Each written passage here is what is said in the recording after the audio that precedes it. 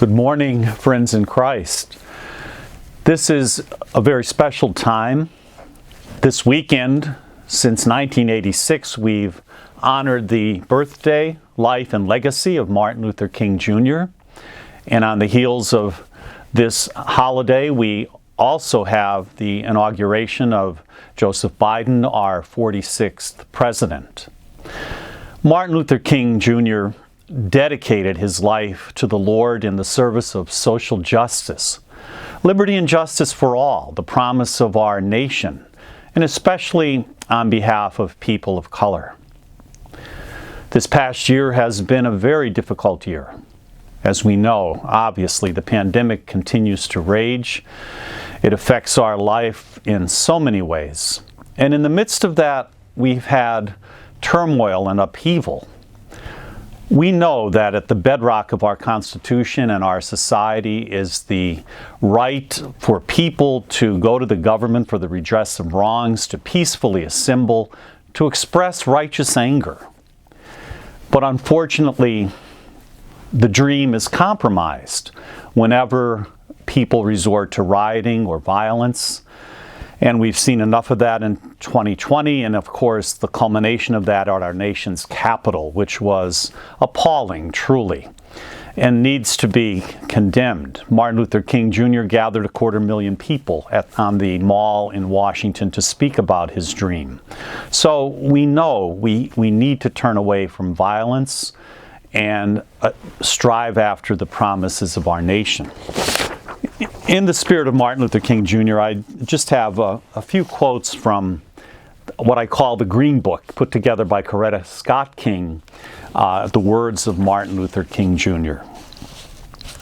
Violence is immoral because it thrives on hatred rather than love. It destroys community and makes brotherhood impossible. It leaves society in monologue rather than dialogue. It creates bitterness and brutality. On the other hand, love is the most durable power in the world. This creative force, so beautifully exemplified in the life of our Christ, is the most potent instrument available in mankind's quest for peace and security. Finally, let us say that the next thing we must be concerned about if we are to have peace on earth and goodwill toward all is the nonviolent affirmation of the sacredness of all human life. Everyone is somebody because he or she is a child of God.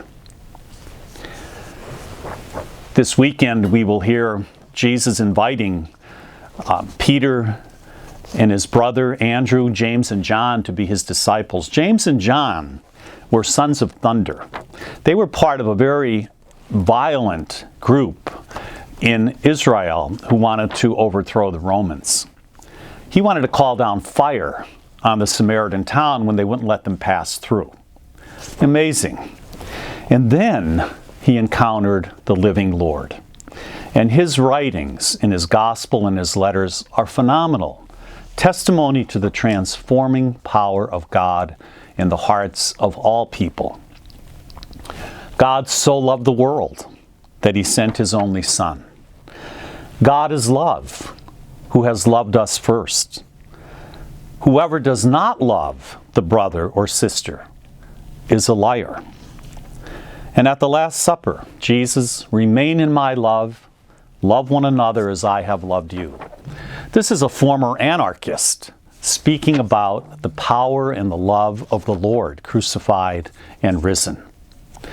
This coming week, we have a wonderful workshop scheduled following on the heels of Martin Luther King's commemoration, and that is the pastoral letter by the American Catholic bishops, Open Wide Our Hearts, the Enduring Call to Love, a pastoral against racism.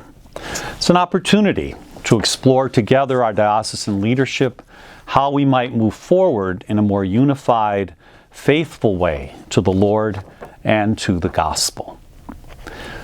There are many witnesses to God's way of living. May we allow the Lord to turn our hearts and minds to the high road, to bringing together in our country greater unity, justice, and peace. And if this weekend you have an extra day off because of the holiday, enjoy. God bless you and remain safe and vigilant.